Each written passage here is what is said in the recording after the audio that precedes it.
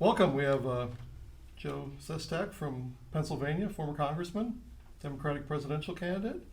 I wanted to get your reaction first off to the multiple reports today that President Trump had contacted the president of Ukraine and applied some pressure on that government to investigate Joe Biden's family.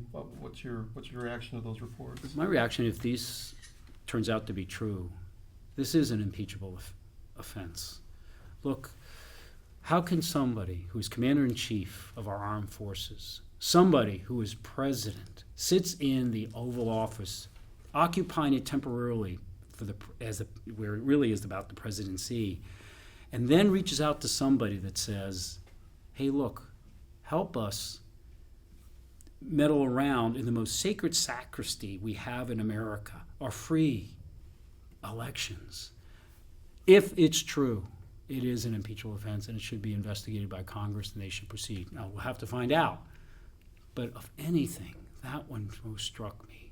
And I live in the O'Connell Lodge down there, 73 the last 88 days. And when I got back late last night and they were showing it, everybody was sitting there and just watching the television more than at any other time down where you get your breakfast. People turn on the television to watch it. I think this one is one that the country's concerned.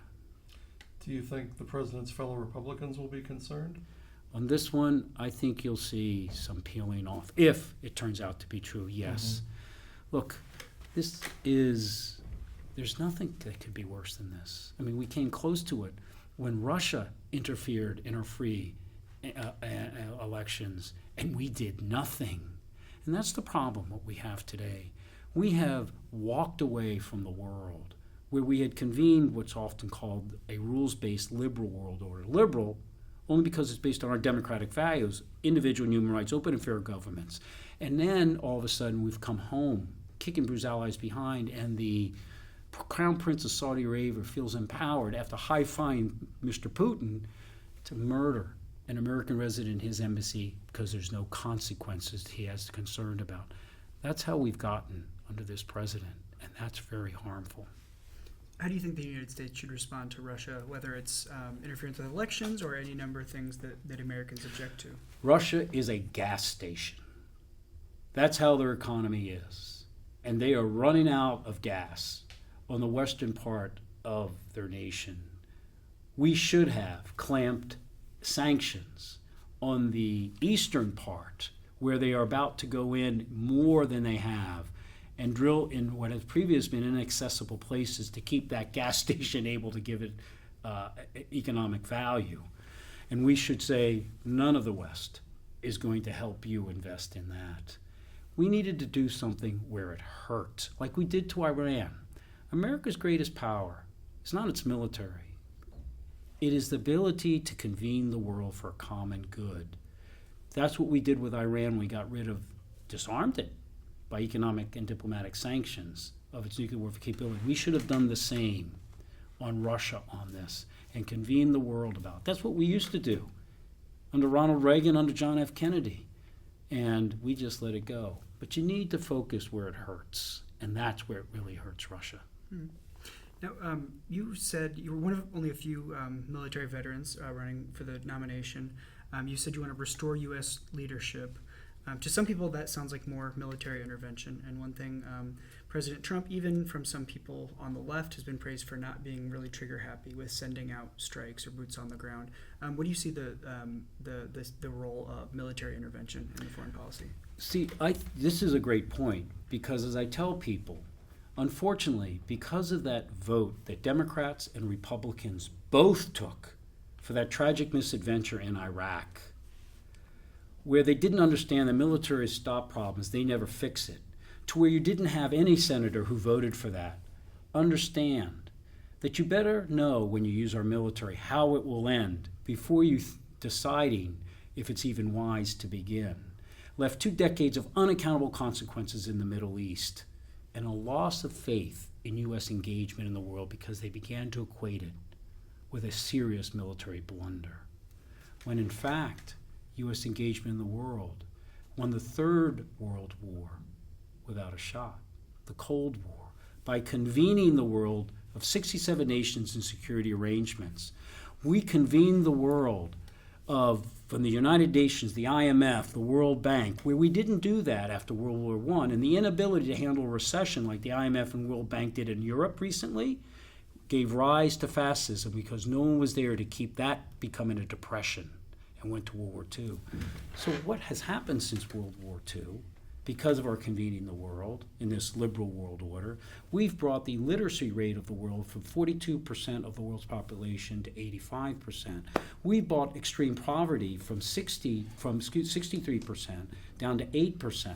We brought life expectancy from about 40 years all the way to 72 years. No, our engagement in the world was that presidents, from John F. Kennedy to Ronald Reagan, understood that we had created, with the world's greatest generation, the global cord of justice, the flame of justice in a global concord. And then presidents understood it was that protected our American dream at home. I got in this race for two reasons. We need somebody to unite this country, or we'll never get all those fine policies through. It'll just be another president doing executive orders. And we got to heal. So, but I also got in because with the rise of an illiberal world order, China, where might makes right, where the Prime Minister of Malaysia is saying that it is the new colonial power, or climate change, where Saudi Arabia will use more electricity to power its air conditioning than exports in oil today, we have to convene the world. That's why we did it. And that tragedy in Iraq is a part of my taskings to help illustrate that that's not why we have to reconvene the world for military power. It is to keep our safety of our American dream growing and safe. So when you talk about staying engaged in the world, if you look at a place like Afghanistan, the longest war in U.S. history, yes, sir. It's gone very terribly. Do you think we need to maintain a significant presence there, either militarily or otherwise? But again, and let's think of how we got here. I was on the ground, as you probably know, for a very short period at the beginning of that war, head of the Navy Strategic period. Nothing like the Army and the Navy. I mean, I was there, went in, did something, came out, did the strikes. We had that war going to end as other elements were moving in of civil affairs forces. Because as I said when I came out, you fix the illiteracy rate of women, which is 98% when I was there, you do more to fix the global war of terror than a military will be able to in just stopping it. But then we went to that tragic misadventure in Iraq.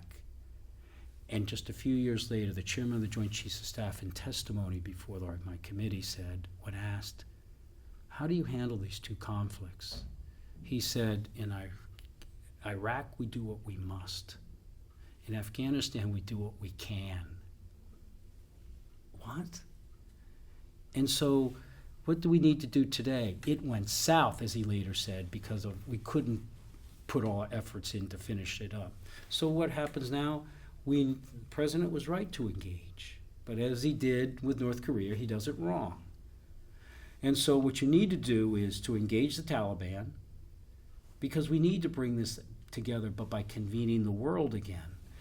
And we have to do that by bringing in Pakistan, who supports the Taliban. You know darn well they fuel them. You have to bring in India, that doesn't like Pakistan, and feeds the government. You need to bring in China because their Belt and Road Initiative is going through. And you need to bring in Iran because they don't like Al-Qaeda, Shia and Sunni. And so you convene the world and you then resolve it so everyone owns the suitcase of the peace accord afterwards. And these outside players aren't left there to do their mischief. And then, which is a tough downright, it was, so was Northern Ireland. But we have to do it. And then at the end, if anything, you have to make sure is you have a peace accord that's enforceable and monitored, trust but verify, but also you need to protect the human rights of women.